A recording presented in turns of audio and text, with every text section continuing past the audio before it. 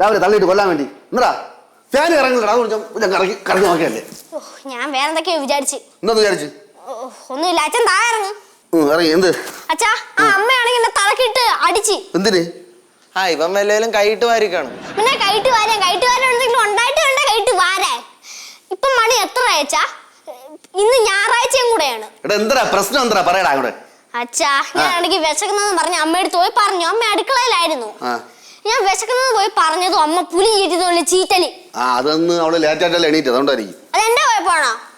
അച്ഛാ, ഇന്നലെ അമ്മയ്ക്ക് തലവേദനയാണെന്ന് പറയണ്ടായിരുന്നു. ചിലപ്പോ അതായിരിക്കും.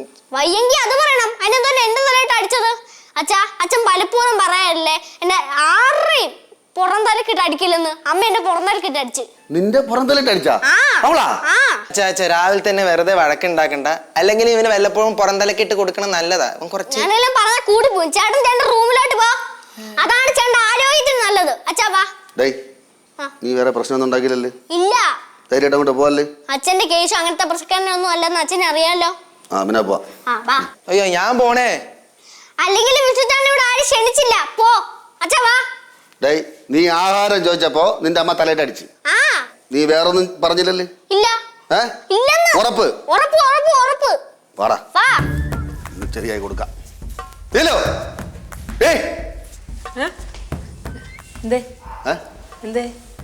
ഒന്നുമില്ല മകളെ, വാടാ. അമ്മ ഭയങ്കര തിരക്ക്, പിന്നെ സംസാരിക്കും.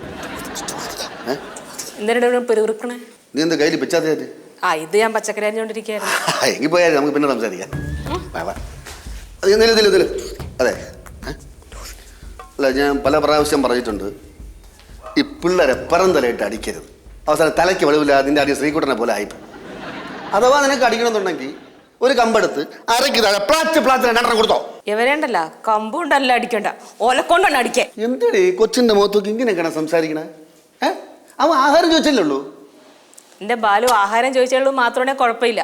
ഫുഡ് കഴിച്ചപ്പോ ഞാൻ പറഞ്ഞു, മക്കളെ നേരം വെളുത്തല്ലേ ഉള്ളു, മക്കൾ 1 മണിക്കൂർ വെയിറ്റ് ചെയ്യും, അമ്മ ഉണ്ടാക്കി തരാന്ന് പറഞ്ഞു. അതിന് ആ ദേഷ്യത്തിന് അവൻ അടുക്കള വന്ന് എന്തെല്ലാം കാണിച്ചൂട്ടിയെന്ന് അറിയാമോ?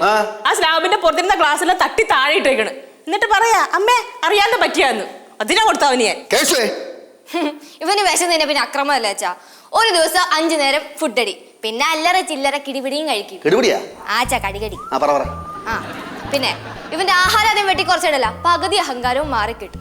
നീ ഒറ്റൊരുത്തം കാരണമാണ് ആ പലരിക്കടയിൽ പച്ചുകൂടണേ. ലച്ചു ചേച്ചി, ഇവരെല്ലാം കൂടെ എന്നെ വഴക്ക് പറഞ്ഞിട്ടാണ് ഞാൻ നിന്നെ ചേച്ചിയെന്ന് വിളിക്കാൻ തുടങ്ങിയത്. അകത്ത് എന്നെനിക്ക് പറയാൻ അറിയാഞ്ഞിട്ടല്ല. അങ്ങനെ നീ എന്നെ കൊണ്ട് പറയിപ്പിക്കരുത് കേട്ടോല, കേട്ടാ? നീ പറഞ്ഞു എവിടെ കയറി പോണേ? നീ അടി വാങ്ങി കേട്ടാ? അച്ഛനെ എത്ര വേണമെങ്കിലും അടിച്ചോ, അടിച്ചു കൊന്നോ, എന്നാലും ഞാൻ എവിടെ വേണമെങ്കിലും കയറി പറയും, അമ്മ ഒരു മടിച്ചിയാട്. നിർത്തടാ, എനിക്ക് പ്രായം കൂടി വരികയാണ്. തോന്നിയല്ലേ ബാലു, ഇടയ്ക്കേറി പറയുന്നത് ഞാൻ പല പ്രാവശ്യം പറഞ്ഞിട്ടുണ്ടേ. എല്ലാവർക്കും കൂടെ വെച്ച് വിളമ്പാന്നുള്ളത് അത്ര ചെറിയ കാര്യമൊന്നുമല്ല. എന്നെ കൊണ്ട് ഇത്രേ പറ്റൂ. അമ്മേ, മക്കൾക്ക് വെച്ച് വിളമ്പി തരാന്ന് പറയുന്നത് അമ്മമാരുടെ ഒരു കടമയാണ്. അതിനകത്ത് കണക്കൊന്നും പറയാൻ പാടില്ല കേട്ടോ. എടാ, മക്കൾക്ക് വെച്ചുവിളമ്പുന്ന അത്ര വലിയ കാര്യമൊന്നുമല്ല, പക്ഷെ നിനക്ക് വെച്ചുവിളമ്പുന്ന കുറച്ച് ബുദ്ധിമുട്ടുള്ള കാര്യം. അച്ഛൻ പറയുന്നു കേട്ടോ. പറഞ്ഞാലും കാര്യം നോക്കളെ. അച്ഛനെ അമ്മയുടെ ഓരോരോ കുറ്റവും പറഞ്ഞ് എന്റെ അടുത്ത് വാ, അപ്പൊ ഞാൻ കാണിച്ചു തരാം. അമ്മേ, രാവിലെ 8 ദോശ, ഉച്ചക്കാണെങ്കിൽ ഇച്ചിരി ചോറ്, ഒരു കൂട്ടാനും, വൈകിട്ട് ഇതിന്റെയൊക്കെ ബാക്കി എടുത്ത് തരുന്ന അത്ര വലിയ പുണ്യ പ്രവൃത്തിയൊന്നും അല്ലെന്ന് അമ്മ കരുതിയിട്ടുണ്ടെങ്കിൽ അതങ്ങ് മാറ്റിയേക്ക്. ഇതൊന്നും അത്രയ്ക്ക് പുണ്യ പ്രവൃത്തി അല്ല കേട്ടോ. ശരി, അമ്മ ചെയ്യുന്നത് അത്ര വലിയ പുണ്യ പ്രവൃത്തിയല്ല, അത്ര വലിയ കാര്യമല്ല, ചെറിയ കാര്യമല്ലേ. ആ ചെറിയ കാര്യം മക്കള് തന്നെ അങ്ങ് പോയി ചെയ്യട്ടെ. അവൻ മിണ്ടരുത് ബാലു, ഞാൻ ഒറ്റയ്ക്കെല്ലാം ചെയ്യാൻ വേണം, എല്ലാരും വായിക്കണ കേൾക്കാൻ വേണം. പോയി ചെയ്യടാ. ഇവനാ കൊച്ച? എന്റെ അച്ഛ ചില സമയത്ത് ഇവന്റെ വർത്താനം കേൾക്കണം. ഇവിടെ കൊണ്ടിട്ടുണ്ടല്ലോ, ഇതുവഴി അങ്ങ് പോവും. ലച്ചു ചേച്ചി, ലാസ്റ്റ് വാണിങ്. ഇനി എന്നോട് ക്ഷമിക്കാൻ പറ്റത്തില്ല, ഞാൻ പറഞ്ഞേക്കാം. എന്തോന്നാടാ വിഷന്നാ ഇങ്ങനെ ഭ്രാന്താവൂ? ഇനി എന്തോന്ന് വെച്ച് തിന്നും.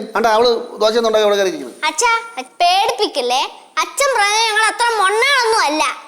പറ്റുമെങ്കിൽ ഞങ്ങളുടെ ജീവൻ ഒരു ദിവസമൊക്കെ ഞങ്ങളെ കൊണ്ട് പിടിച്ചു നിർത്താൻ പറ്റും കേട്ടാ.